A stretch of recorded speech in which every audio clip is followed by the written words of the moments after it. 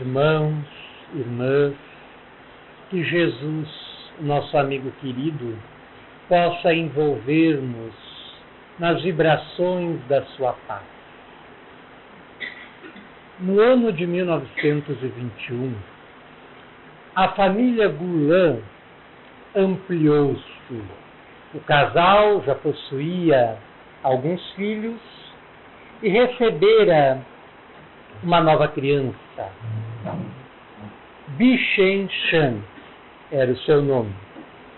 Mas, de todos os filhos, esta criança era diferente. Eles viviam na Índia, numa cidadezinha chamada Bareilly. E ali a família tocava a vida no seu ritmo tranquilo, trabalhando arduamente para dar o sustento necessário para todos. E o caçula, Bishen Shan, com apenas 1 ano e meio de idade, passou a perguntar de uma outra cidade, também indiana, chamada Pilibhit, que ficava aproximadamente 95,5 quilômetros da cidade em que eles moravam, mas não possuíam nenhum parente, nem sequer um conhecido nesta cidade. E não tinham lembrança de ter comentado o nome da mesma alguma vez na presença do filho. E aquelas perguntas sobre Pilibhit passaram a intensificar-se.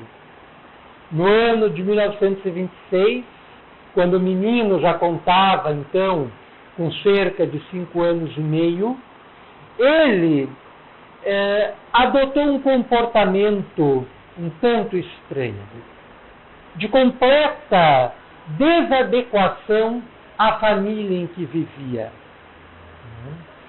E ele afirmava lembrar-se de uma outra vida, de uma outra existência. E justamente nessa faixa etária, com apenas 5 anos e meio, ele começou a falar para os pais que lembrava-se de outro pai, de outra mãe que tivera, e que o seu nome não era aquele Bishen Shan. Ele tinha um outro nome. O seu nome, então, era Lakshmi Narayan. E isso passou a inquietar por demais a família, cujo nível de desassossego chegou aos extremos. Porque ele falava com detalhes dessa cidade, da sua outra família, da casa em que ele morava, que era uma casa muito mais ampla e muito mais abastada do que a que ele atualmente residia, falava dos costumes presentes na mesma. Passou a rejeitar os alimentos simples que lhe eram postos à mesa, porque ele dizia para a sua atual família, para os seus pais atuais, que aqueles alimentos não eram dignos nem dos seus criados. O pai havia lhe comprado roupa de algodão e ele as tocou fora, porque da mesma forma explicava que semelhante tecido não era digno nem do seu mais velho criado, e exigia roupas de seda, roupas finas, que a família não lhe podia dar. E isso foi gerando um tal nível de consternação, até que a história foi se espalhando e chegou aos ouvidos de um advogado, também de Bareilly, chamado Sahai, que se interessou pelos relatos do menino Bishen Shan, que lembrava-se de uma outra existência. Foi até a casa da família, passou a fazer visitas frequentes, anotando as coisas espetaculares, espetaculosas que o menino contava, passando a fazer um diário que documentava precisamente os diálogos mantidos e as informações trazidas pela criança. Combinou-se, depois de um certo tempo, que faria uma visita a Pilibhit, na tentativa de verificar como o menino se comportaria nesta cidade, que na atual existência ele jamais havia conhecido, jamais havia visitado. Enquanto a data da visita se aproximava, os hábitos que não estavam conformes aos hábitos da família se acentuavam. E o menino demonstrava uma personalidade cada vez mais forte, mesmo com tão pouca idade. Certa feita, sua irmã mais velha, Kamla, o surpreendeu, bebericando um pouco de conhaque, e cujo estoque havia diminuído bastante ao longo do tempo e que a família mantinha exclusivamente para fins medicinais. E o menino, ao invés de sentir-se envergonhado, falou para a irmã com superioridade que ele estava habituado, na sua outra vida, no seio da outra família, a consumir aquela bebida. Pedia muitas vezes dinheiro para o pai, e quando este lhe negava, chorava, fazendo manha. Participando da conversa na casa, ouviu o pai dizendo para a esposa que desejava comprar um relógio de pulso, ao que o filho logo intrometeu-se na conversa, dizendo-lhe que assim que fosse a Pilibhit, conseguiria 3 relógios para o pai, junto de um comerciante, declinou o nome do comerciante, que ele havia ajudado a estabelecer-se naquela cidade. E os episódios narrativos multiplicavam-se a cada dia. Ele falava com muita saudade das Naut, que eram dançarinas profissionais, às vezes meretrizes, prostitutas, que se apresentavam no pátio de uma casa vizinha onde ele residia na outra encarnação, de um amigo seu, onde celebravam muitas festas e as mesmas dançavam. E ele acabou se enamorando de uma destas dançarinas e lembrou-se do nome dela, Padma.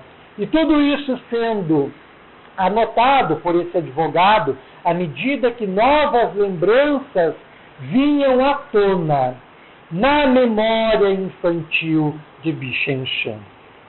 Chegado o dia da visita, locomoveram-se de trem até a cidade e, lá chegando, encontraram uma verdadeira multidão, porque a história daquele menino o precedeu.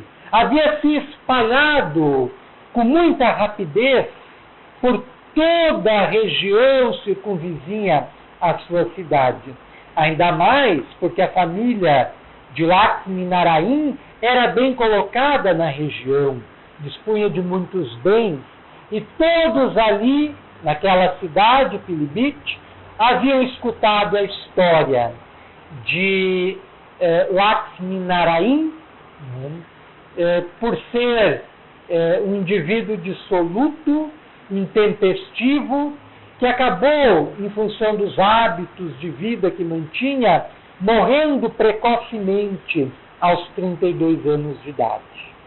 Fazia, então, pouco mais de 8 anos da morte de Lakshminarayan, quando o menino Bichenchen, acompanhado de seu pai, do seu irmão mais velho e do advogado Sahai, chegam na cidade e são surpreendidos por uma multidão de curiosos. O primeiro lugar para onde levaram o menino foi para a escola onde Lakshminarayan havia estudado. E, para surpresa geral, o menino reconheceu a escola, soube identificar a sala onde estudava, mostraram-lhe uma foto antiga, ele conseguiu recordar-se de alguns colegas, antigos colegas de classe, e conseguiu identificar no meio da multidão presente um colega que ainda estava encarnado. Para a surpresa geral, esse colega então pronunciou-se, projetou-se do meio da multidão e passou a fazer algumas perguntas para o menino Bichenchen sobre os tempos de escola, todas elas respondidas corretamente. Ele perguntou sobre o professor e ele, embora não lembrasse do nome do professor, descreveu minuciosamente, dando-lhe as características físicas, ao que o homem anuiu, concordando com a veracidade do relato.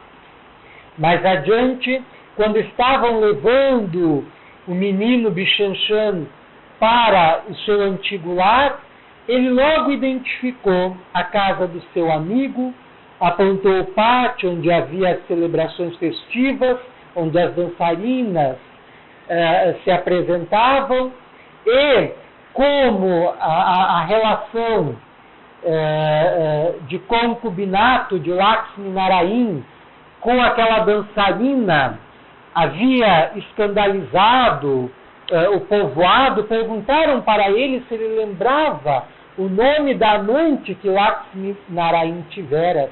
E ele então, como já havia pronunciado em casa, pronunciou, para a surpresa geral, o nome da dançarina, Padma, que ainda vivia no lugar. Ele tanto o advogado quanto os pais haviam constatado a precisão dos relatos e descrições arquitetônicos da casa, a sua cor, o formato do portão da casa do amigo. Mas o momento culminante é quando Bichenchen é introduzido no seu antigo lar, quando então era Lakshmi Narayan, na presença da sua antiga mãe, que se comoveu. Logo ficou evidente para os presentes que havia uma ligação afetiva muito forte entre ambos, e passaram a conversar desataviadamente. A mãe de Lakshmi Narayan perguntou-lhe sobre algumas coisas da sua infância, e ele narrou um episódio que ela até já havia esquecido, de que ele havia pego as suas conservas e posto fora, porque era, como Lakshmi Narayan, muito intempestivo, muito impetuoso, uma personalidade muito forte. E a mãe lembrou-se, quando ouviu aquela história, e comoveu-se mais ainda. Ela não teve dúvidas de que tinha, naquela criança que com 5 anos e meio apresentava tanta atitude na sua fala, no seu comportamento, no seu modo de ser, e ela identificava, reconhecia naquela criança a reencarnação do espírito do seu filho.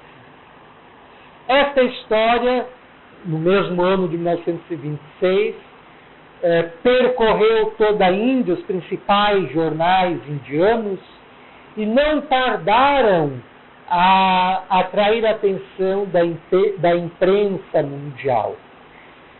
Um pouco tempo depois, um célebre professor norte-americano chamado Ian Stevenson, doutor em psiquiatria, estava realizando uma pesquisa de casos justamente como o do garoto Bichenchen, de crianças em tenridade que manifestavam lembranças de uma vida anterior.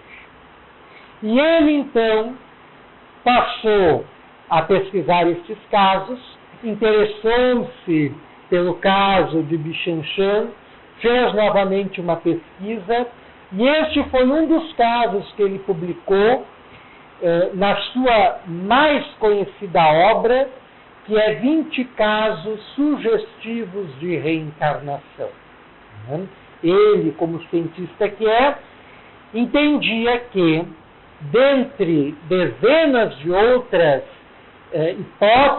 hipóteses e teorias, a proposta reencarnacionista seria a que melhor explicaria casos, fenômenos como este, de uma criança de pouca idade passar a manifestar pensamentos, lembranças, condutas, atitudes, comportamentos que nada tem a ver com a sua formação na família atual. E este livro tem uma tradução em português e é já uma obra clássica na literatura parapsicológica. É uma leitura de referência obrigatória para todos aqueles que estudam a reencarnação. E este caso está lá devidamente pesquisado, analisado e referenciado. Esta história de Bichenchen, e existem muitas outras. O professor Ian Stevenson morreu há pouco tempo, no final do século XX, já no início foi no final do século XX, 96, se não estamos equivocados.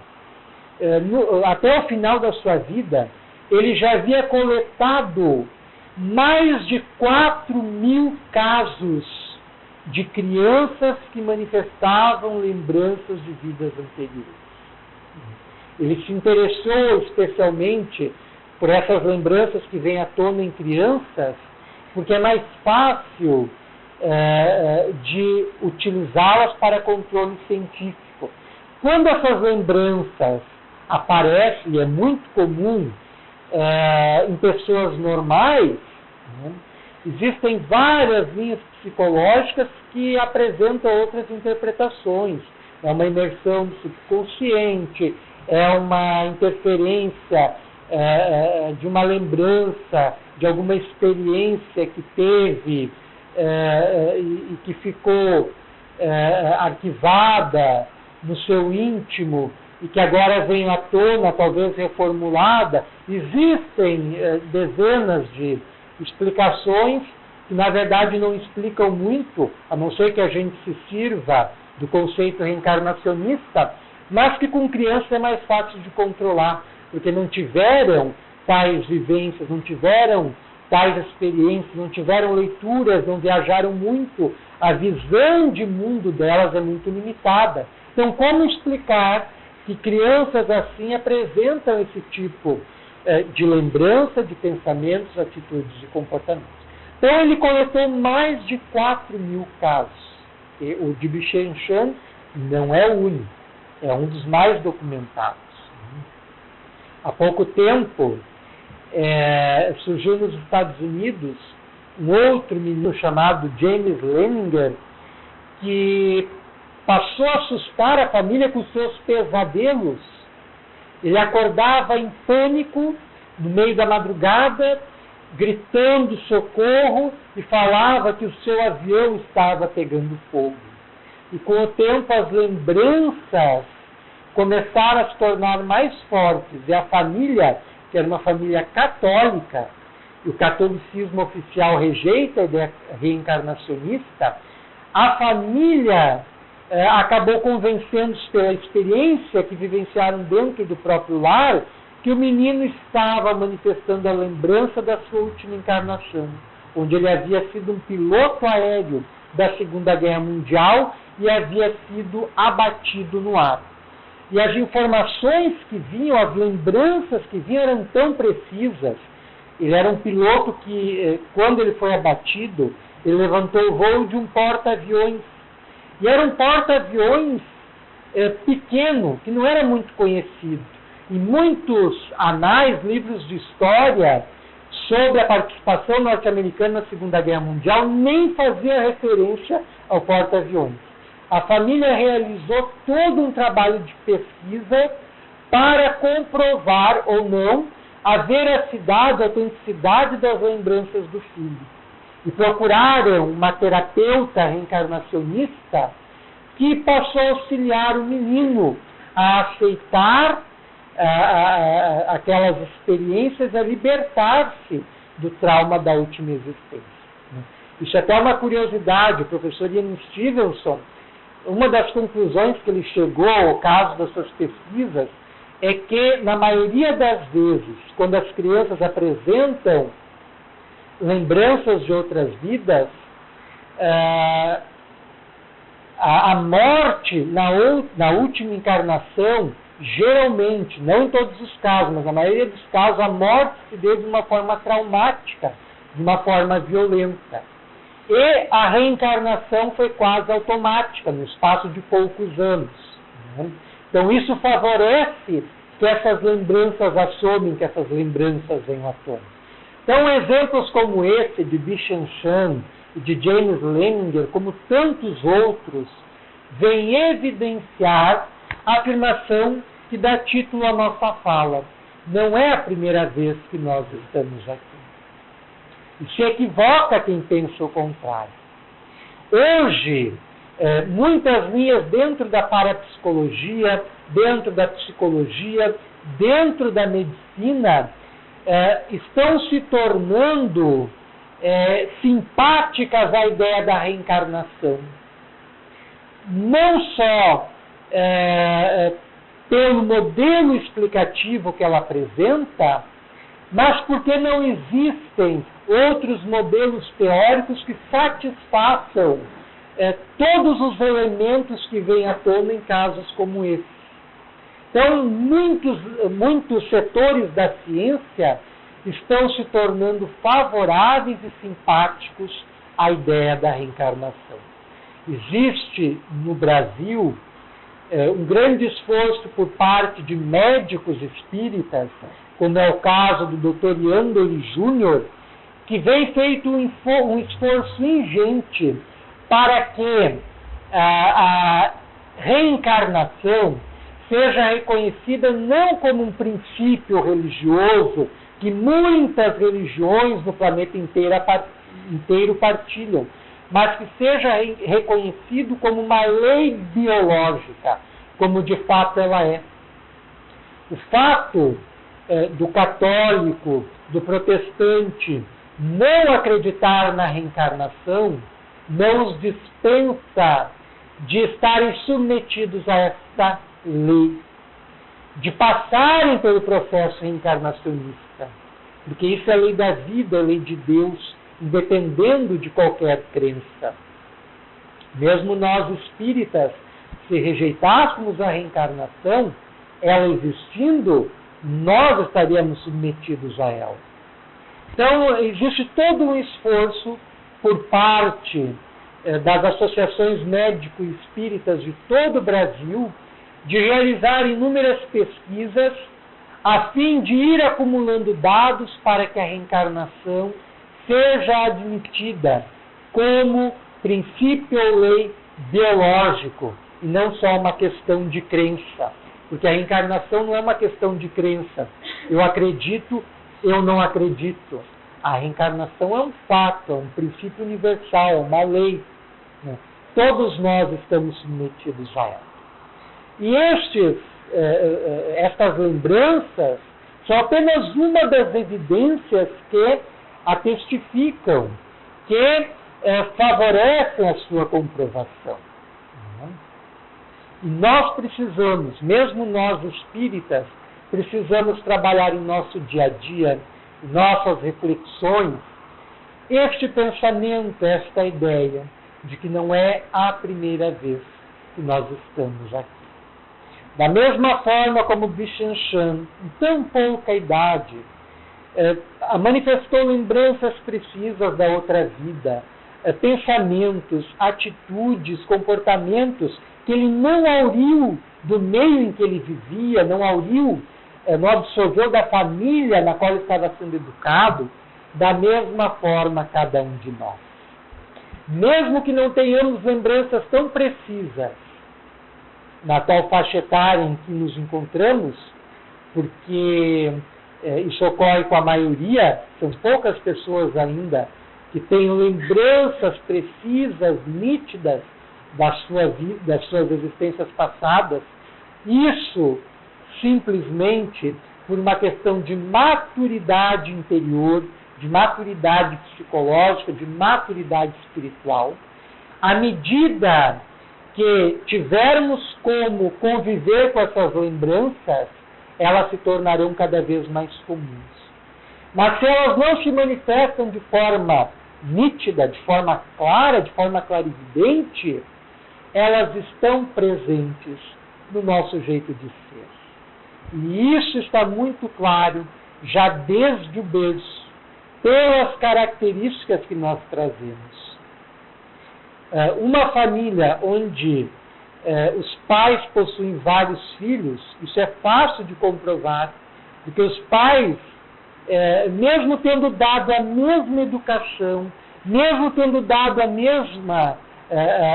os mesmos cuidados, mesmo tendo dado a mesma formação, cada um dos filhos é completamente diferente do outro, com a sua personalidade, com a sua individualidade, com o seu pensamento. Às vezes, na maioria das vezes, os irmãos vivem até se digladiando por não guardarem afinidade entre si. Tão opostos se mostram os caracteres ali presentes. Isso é reencarnação. São as experiências das outras vidas que estão se patenteando no momento que a personalidade está se formando.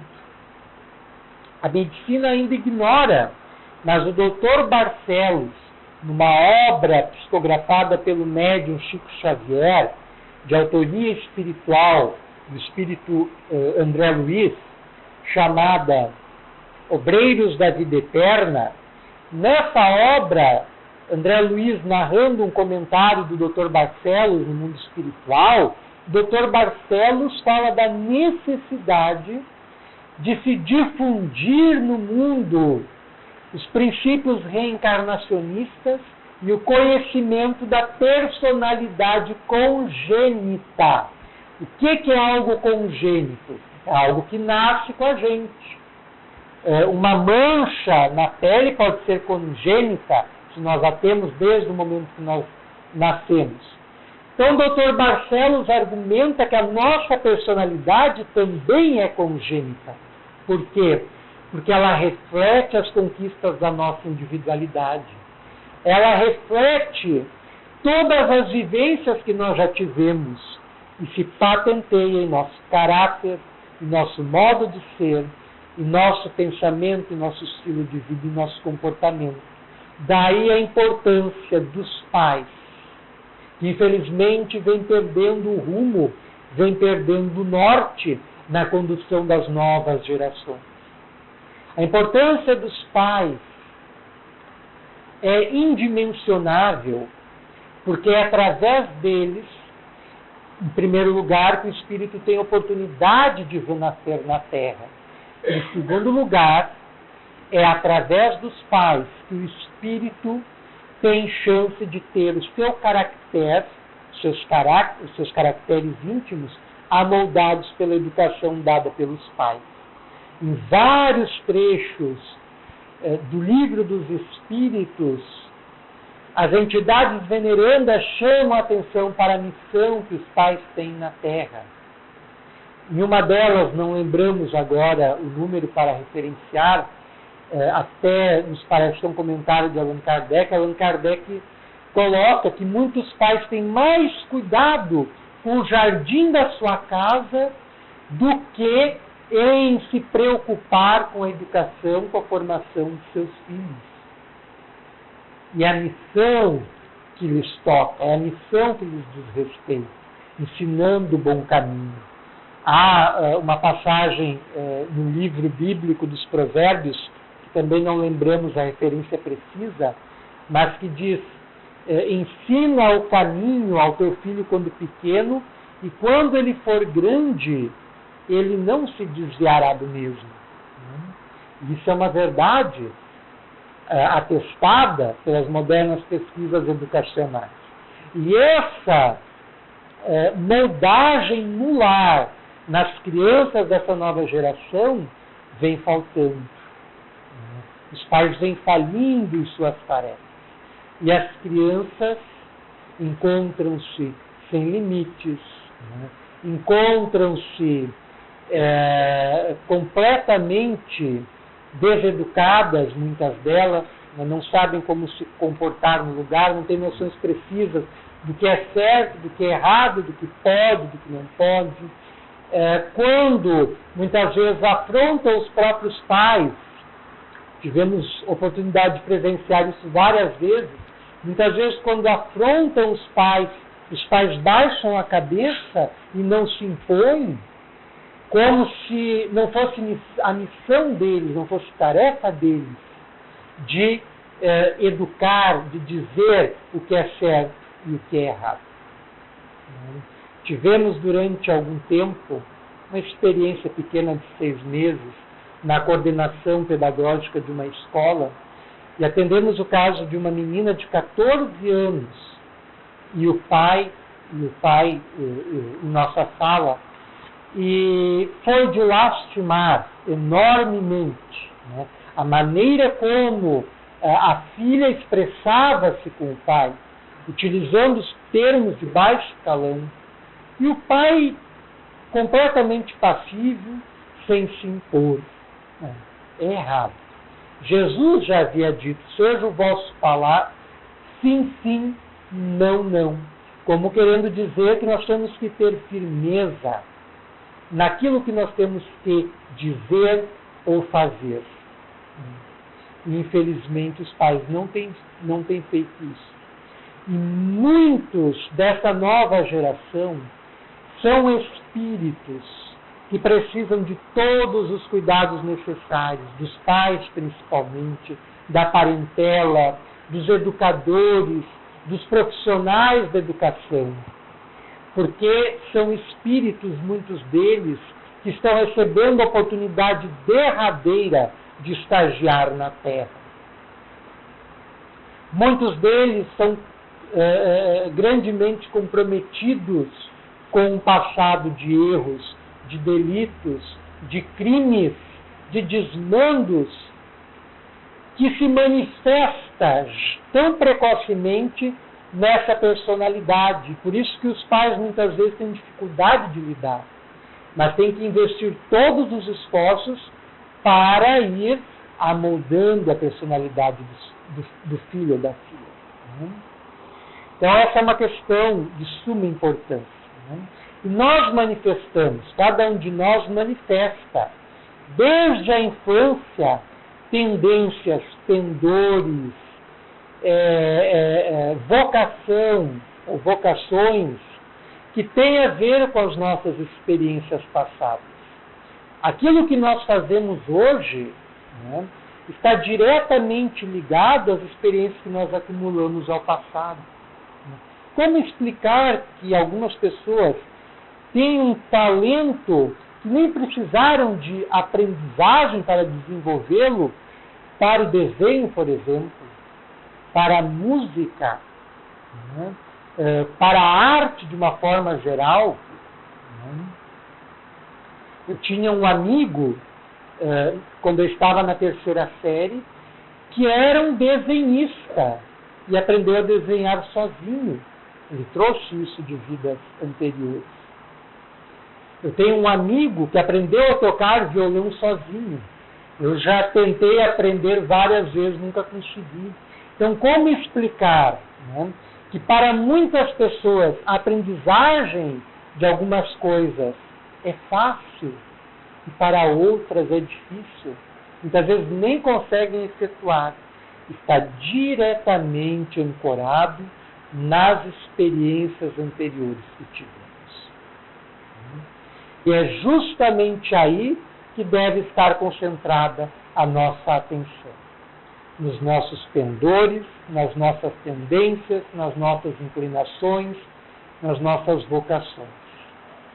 Porque são esses impulsos que emergem da profundidade do nosso ser que apontam o caminho que nós devemos seguir na Terra. Os esforços que nós devemos fazer para nos melhorarmos, onde nós temos que nos corrigir, onde nós precisamos reforçar para melhorar o que está bom, né, ou melhorar o que ainda pode ser melhor.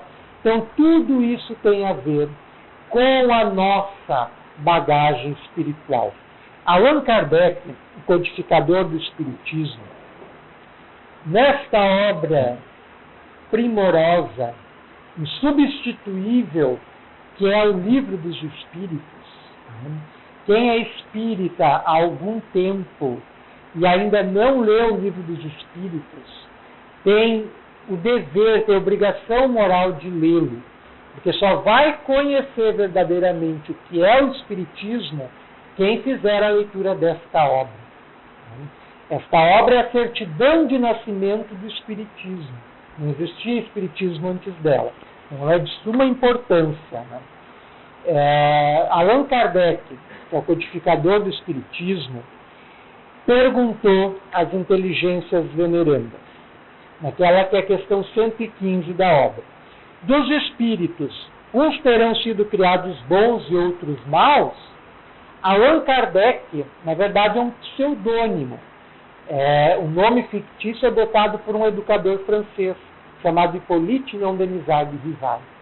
E esta questão é própria de alguém que é educador, porque ele tinha uma vasta experiência pedagógica e compreendia que muitas crianças, entendia e sabia que muitas crianças, muitas vezes, desde o berço, já apresentam propensão para fazer o que não deve ser feito e manifestam satisfação com isso, né?